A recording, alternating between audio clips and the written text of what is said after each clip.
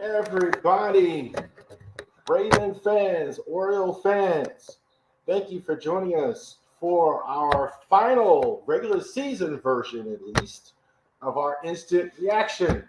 As the Ravens, your Baltimore Ravens, concluded the regular season today in M&T Bank just a few minutes ago. So we are going to go over that as well. Little post reaction here as well.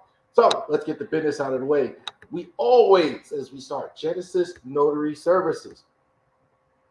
Definitely check us out. Our my notary business, Genesis Notary Services /Facebook.com. You can definitely search us up on Google as well.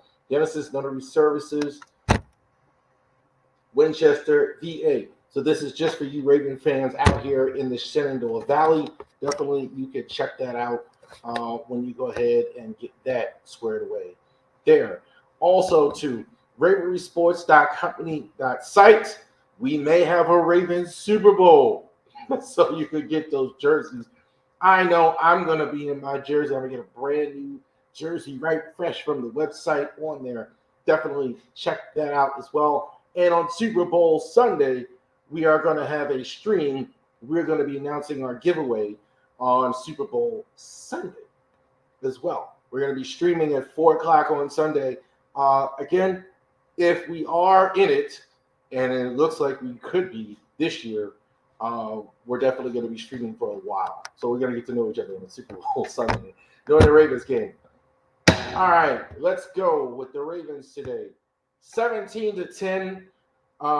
It never felt so good to get swept by the Steelers in the regular season. Did it? Steelers were victorious today, 17-10. This kind of sums this up in one word: sloppy mess. I can put a graphic for it. That's what this was. Rain on and off, snowed on and off. Lamar didn't play. Kyle Hamilton didn't play. A lot of their key players didn't play. I talked about the Ravens first. Offense looks a lot different without Lamar. This is where they got to lose a lot of steam. And obviously you were anyway. I mean, because this was a game that didn't need to win at all. So you're going to lose a little steam. But the offense, I mean, they scored 10 points. Huntley looked about like he always does. Gutty, about 50-plus passing. About, I don't know what the percent, I don't have it in front of me, but it was about 52, 53, if I had to assume, like passing yards as far as for Tyler Huntley. Most of the line played. I saw Stanley play. A lot of the line played. I think Zeitler was out. He's been nursing an injury. But most of it played as well. The not having Lamar, not having Zay Flowers and Dr. made a huge difference. They didn't nowhere near the offensive production you've been getting without those guys. So the backups look decent, though. I mean, this was a competitive game. A sloppy mess. It's tough to tell somewhat because the weather was so daggone bad. It is a little bit tough to tell as opposed to a different situation where you had good weather. But you know what? You're playing football in January. That's the way it looks. So that's probably has had a little bit to do with it as well. But you weren't playing a lot of your guys. Defense, I got to tell you, not to have Kyle Hamilton, not to have Marlon Humphrey, not to have Roquan Smith. I got to tell you, the defense didn't look too far below what we've seen most of the year. Jadeveon Clowney got a $700,000 sack there. He was dancing all around. Kyle Van Noy looked good. Trenton Simpson looked good. That might be a big deal. I even got Trent Simpson. I thought he looked really good. There was no Roquan today, subbing in for Roquan. I think that's going to be big. I do not think they're going to keep Patrick Queen because of the cost. So Trenton, John Harbaugh even gave him a compliment. I heard during the broadcast. So, hey, maybe the future looks good there with Trent Simpson. So good job today overall by the Ravens. I think they just wanted to get some reps in. Take a look. You may see the Steelers again, depending on what happens. So the Steelers did win. That puts them at 10-7. Let's talk about the Squirrels a little bit because we don't know yet, but you may see them in the playoffs.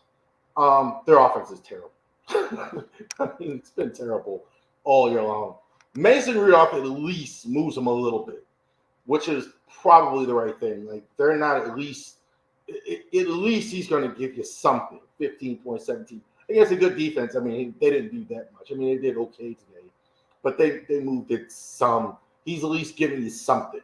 Interestingly enough, and I try and tell Squealer fans this all the time, Mason was supposed to be their guy. Quiet as Kevin. Mason was the guy that really drafted to replace Ben Roethlisberger, but he never really beat him out. Ben got hurt. He didn't really play well the year he played. When Ben was hurt, he never really beat him out when Ben was healthy. So Mason was supposed to be the guy. He's been there the whole time. He's barely been holding on to the job as a third stringer. And he may be the guy in 2024.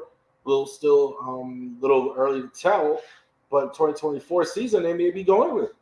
So you never know. At least he's giving them something. Their offense still isn't. They still have some pieces. Deontay Johnson had a nice run for them today. Pickens is still really good for them.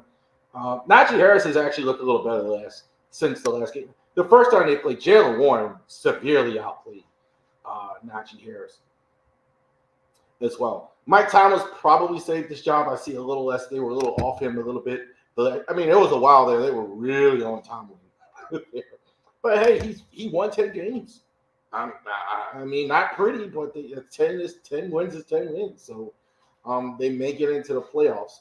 I don't. It's almost weird to say you see a team. When you see a team, they beat you twice, and you'd rather see them in the playoffs. But the Steelers would have no chance with the Ravens in the playoffs. None at all. They're not going to score enough points to beat Lamar the way Lamar's been going the last few weeks. So they have no chance at all. They may get in. We'll see how this looks. Now tonight we're going to have Indianapolis and Texans. That's virtually a playoff game. I'm pretty sure both of those teams won't get in.